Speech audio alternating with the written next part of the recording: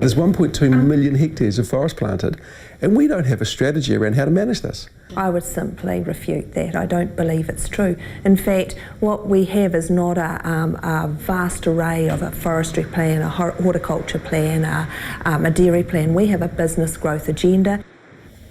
Two people at loggerheads. No? All right.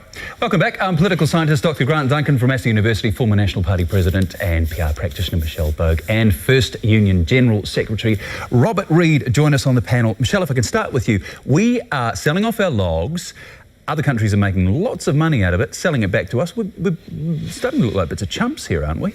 Well, this is the whole thing about these OIO applications. Companies have got very good at tailoring their applications to make sure that they are attractive to New Zealand as an investment proposition. But they're not coming through with what they're promising. Well, in this particular case, they haven't come through, you're right, with what they were promising. And clearly, I don't know if there's a lack of a mechanism to actually force them to do this, whether there's any sanction available to the OIO to make sure that they do deliver on their promises, or whether it's simply one of those issues where the government or someone within the government, some agency, has to provide a pathway to force them to be held to account, because clearly that hasn't happened in this particular case. Robert, what's your thoughts on what the OIO should be doing here? Well, the OIA, if someone promises that they will do certain things, set up a processing facility, then they should be required to follow what they have promised in their OIA application. And we need to have a mechanism, and it looks like we don't have a mechanism in order to do that. But I think the problem is actually much more than just the OIA. This is New Zealand's third biggest industry. Really, since the corporatisation of the mid-1980s, it has just simply gone downhill. I mean, I can still remember, I'm old enough, when we had the New Zealand Forest Service, where we actually had thriving towns in the central North Island, Murupara, Minganui, people had good jobs. Then we had corporatisation. It was bought by the two big players, Fletcher's and Carter Holt. They then sold the forests off, if not the forests and the land, because of Maori rights. They sold the cutting rights to it. And now we have the crazy situation where, as I think it was Winston Peters said, 8 out of 10 of the major forest owners and managers are from overseas. The sawmills here don't own their own forests, and they have to go cap in hand to the big boys even to get a tree that is growing in the paddock next door. Which would be fine and well if we were making an absolute fortune out of it, but by the fact these people can take the trees, they can mill the trees, export them, turn them into whatever, and then sell them back to us at a profit would make it pretty obvious that we're not making a fortune out of it. Yeah, well, it's pretty crazy, really. What we're allowing to happen is logs, just logs and poles being sent to China mostly, and that's a growth industry for someone. But unfortunately, yes, it's not resulting in value-added production here on our own shores. Does there need to be an overall strategy on this? Because as Robert said before, there used to be, and now it's just running off in a whole bunch of small directions and there's no overarching plan. Well, this is the market at work, isn't it? This is globalisation. And so what we're looking at here is one of those classic arguments about, do we do something to protect our own industries, to build our own industries, or do we just, allow globalisation and the free market to rule? And that's why it's interesting that you've heard Winston Peters, the great economic nationalist, come on screen and say we need to do something about this. The government trying to defend its pretty much do-nothing approach. The Overseas Investment Office clearly has no teeth. It doesn't make people live up to their promises. And so industries can come and make promises to meet statutory criteria and then not meet them, and there appears to be no penalty for that. Is that the approach? Because it certainly looks like that's the approach the government's taking, Michelle. Well, as I say, this is one particular case that's been brought to our attention. There's nothing to say that's happened right across the spectrum. But I think Robert was looking with rose-tinted glasses at the past. The fact is that the government doesn't have the resources to invest in huge downstream production, and that's one of the reasons why those forests were sold off. We can't be spending taxpayers' money setting up and running huge processing facilities. Well, the other side of that equation, though, is we're giving money away. Well, hang on. We sold the forests. We didn't give them away. We sold them for a value at the time, and that was a decision that the government at the time made. But it seems a little strange to me that, for example, that this trust has gone ahead and is going to set up this facility without securing the product that's going to be used in the facility. So that's putting the cart well before the horse, and they've done it, as I understand it. It looks like it's a local trust with some sort of, either, I don't know whether it's ratepayers or whatever, but you don't build a factory before you've got the raw product to put through the factory. Robert, is that the case, though? They crossed our palm with silver at the time. It seemed like a great idea. 10, 15, 20 years down the track, it's not a great idea. Tough. Well, I think many of these companies really have no intention of doing it. If you have to put that sentence in that you'll have a production facility in your application, you put it in. And especially if you know that there's no comeback for that. But I do disagree with Michelle that the government doesn't have the resources to do these things. The government actually has more resources than anyone. It's more an ideological battle that Michelle actually believes that the government shouldn't be involved in the economy, shouldn't be involved well, it's a question. In production and making sure that we do have value added for I'd rather the government industries. spend our money on hospitals, schools, police, etc. Yes, but you have to get money in order to do that. And if we're giving away all our value added, then we'll be told that we don't have enough. More of that to come after the break. We'll leave that one there. Adrian Orr with Corin Dan. Now let's bring our panel back in. If we can start with you, Grant, it seems like a match made in heaven, the super fund getting into housing, getting into low-cost housing. How does that sit with you? I think it's a great idea. I think we've got now two really large funds. We've got the super fund, we've got ACC. They're both over $30 billion each. And what that means is that thanks to Mr. Squirrel, Michael Cullen, when he was Minister of Finance, we now have these two large funds, and it means that when we do need capital investment, where it does make sense economically as well as socially, we don't have to rely so much on foreign investment. And we've seen that kind of problem just now with the forestry industry, for example. We are always going to have to rely to an extent on foreign investment in this, sure. Aren't we, Robert? Because we're just too small to take something like the super fund holders boldest. Well, you could say that, except we're told that the super fund shouldn't put all its eggs in the New Zealand basket because it's actually got too much money for New Zealand. So New Zealand is generating its own surpluses. It actually can invest in itself, but that's not the way we're told that capitalism works these days. But the super fund, in one way, could be a lot bigger, couldn't it, than what it is? If it hadn't have been for our friend Rob Muldoon killing off the earlier super scheme, there could have been $250 billion in that scheme, and it would have just made such a difference to this country. So I'm pleased that it and ACC are investing in various areas. They're often investing in areas that Michelle's just said government shouldn't be investing in, but the government seems to be able to just do its own sleight of hand of kidding itself that it's not really the government doing this, it's two of its agencies. But I think in the end that can only be good for New Zealand. Is it time the government got skin back in the game with contributions? Well, I have to say, to Robert's point, number one, yes, it would have been nice if we'd all bought zero shares at $1.50 too, but we can't go back and revisit the past. We can learn from the past, which unfortunately some people don't. So in terms of the issue around investing, I think what the perennially young Adrian Orr is doing here is he is getting out ahead of the debate, and he's leading the debate, and I think that's good to see. I don't see the government, I don't see ACC or Superfund investing in sawmills, and if that was a good investment, they would be doing it. They already, they've already invested. Going back to what we said, though, most of that's tied up anyway, so that's a sort of a moot point. Yeah, but they've invested 42% in Kaingaroa timberlands, and if you read their annual report, they're saying that is one of their best investments. So that's wrong again. Forest. Robert, if you just let me have my say.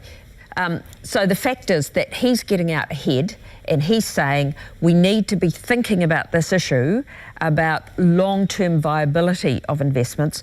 Clearly, there are a whole lot of investments that we're in now that are providing a good return. He's got this balance that he has to make sure is there.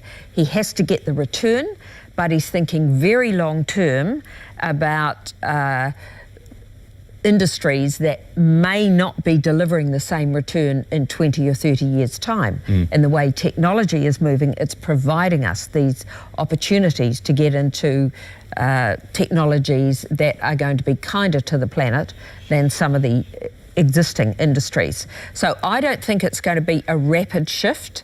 I think we're going to see some consciousness about providing support for these new technologies. I mean, our agricultural industry is one where they're working really hard to try and reduce emissions, which are a major part of New Zealand's problem. But then we've got issues like planting. You know, it hasn't been economic for foresters to plant.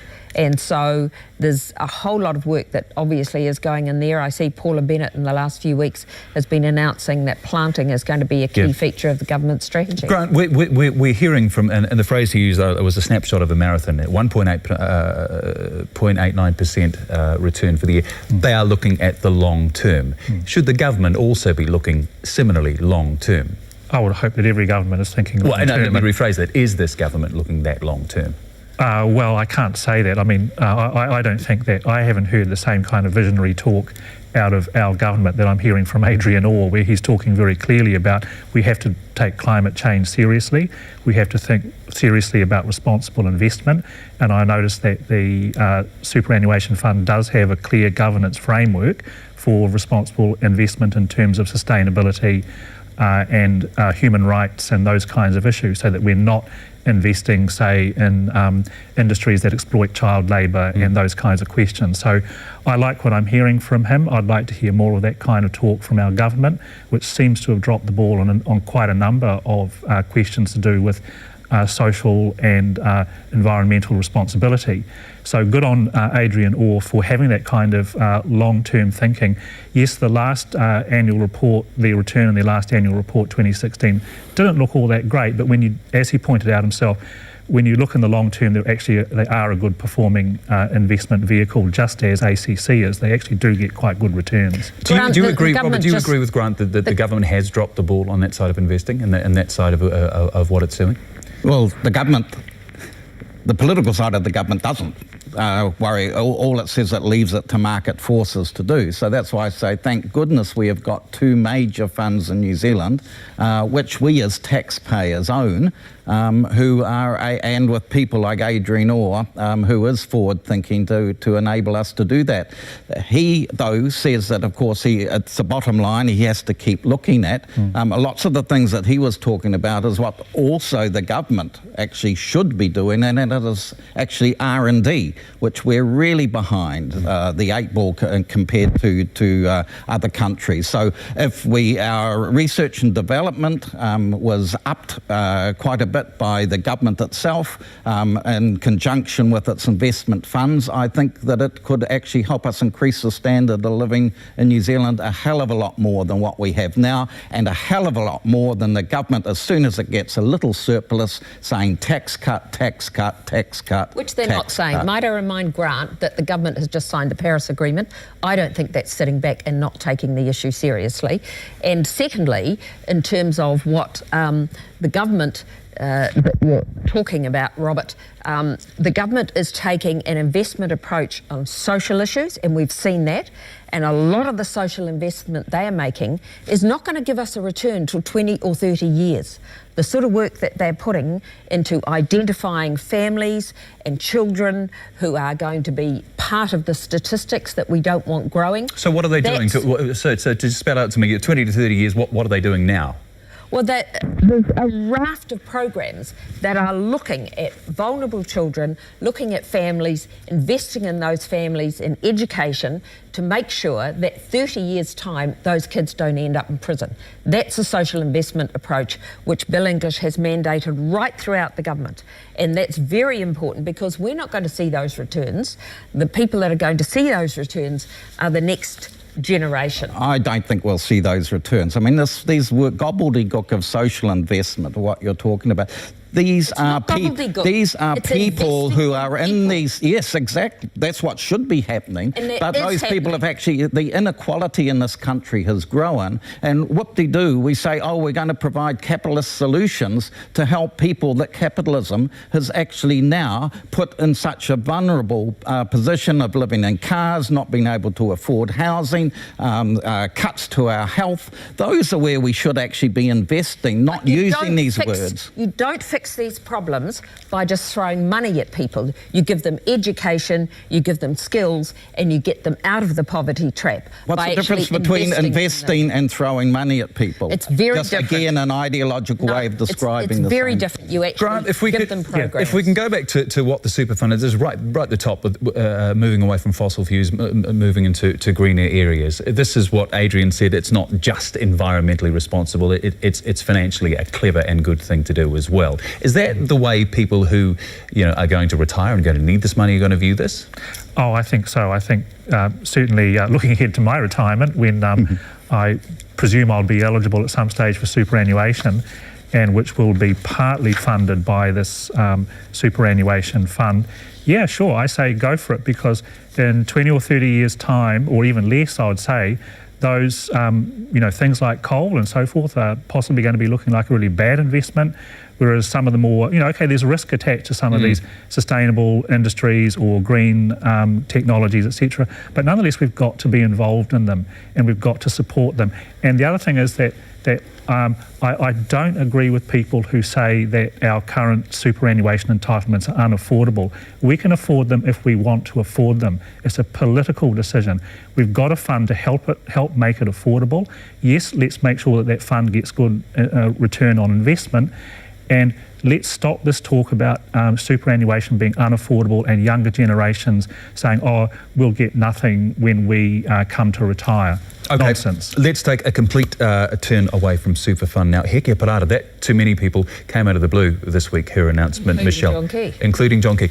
What happened? You know what happens behind the scenes. Simple question. Did she jump or was she pushed? Oh, no, she definitely wasn't pushed. Hekia is a change agent. She's someone who came into that role. She's very committed to education, more than anything else. And I've always said that the children of New Zealand could not be in better hands, because she is totally committed to uplifting achievement, and that's what she has done. I think she's got to the point where she thought, okay, I've done what I can do. I'm totally committed to education. There's only so much change that I can enact in the sector. She's a woman who's still got heaps of potential. She had a fabulous career before coming into Parliament. I think that she will end up probably doing some very significant job internationally using that experience. Plenty of people, though, would say her time in the job had a lot of failures. No overpay, smaller classrooms, closing the Christchurch schools. There were a lot of times where she... Sure, and I think that happens to people who are change agents, because often they want to move faster than they can bring people with them. Who's going to get the job? Very good question. Very good question and a smile. You're supposed to have an answer at the end. Okay, I'm not John Key. No. You've got his phone number, though, to be fair. He's not telling me. How does... I'll ask you this, Robert. With Hekia Parata gone, you've got a very male and, dare I say, very white-looking government, Paula Bennett notwithstanding. What does John Key need to do? Simon Bridges. Still a male. Yes. How do you broaden married things? males don't count. Well, of course they do. Of course they do, but you know what I mean. How does he broaden this government? If we're believing what's being said, there's going to be a reshuffle at the beginning of next year heading into the election. What does he do? Well, the obvious thing he does is bring in someone with the same sort of ethnicity and demographic as Hekia. I don't know if such a person actually exists in the National Party backbenches at the moment.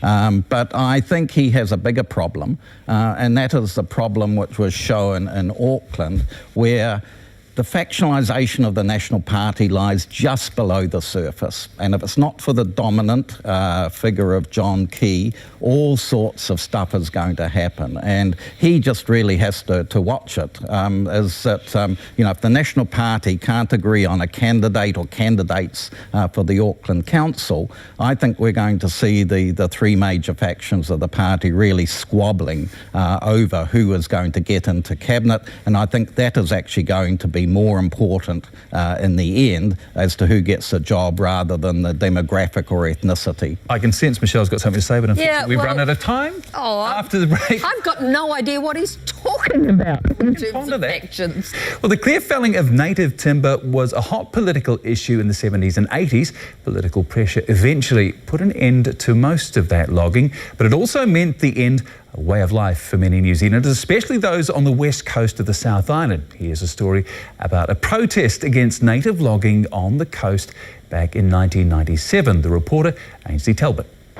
Week 9, deep in the West Coast bush. 18 Native Forest Action protesters are still clinging to their treetop platforms, some 40 metres above the ground. It's mostly a tedious, damp, uncomfortable vigil aimed at ending all native logging on the West Coast by state-owned timberlands. We're going to carry on until there's a resolution to this issue, a resolution at a governmental level that says, OK, timberlands, stop the logging. The protesters have blocked timberlands from lifting 600 tonnes of rimu, which is now in danger of rotting on the floor of the Charleston forest. Rimu that's needed to meet mill contracts and provide work. Currently, there's probably about 10% of the West Coast employment opportunities relying on timberlands work. The government is considering a solution, but SOE Minister Jenny Shipley says the West Coast Accord has already resulted in the protection of 120,000 hectares of native forest since 1986. Meanwhile, these protesters say the winter chill won't dampen their spirits. It really hurts to come in and see the destruction that's happened in here. Timberlands is threatening legal action to recover costs, which it estimates run to at least $100,000. All right, Wakahuia is next. Remember, Q&A repeats tonight at 11:35. Thank you to our panel. Thank you for watching and thanks for your contributions. Those are the questions. Those were the answers. That's Q&A. See you next Sunday morning at 9.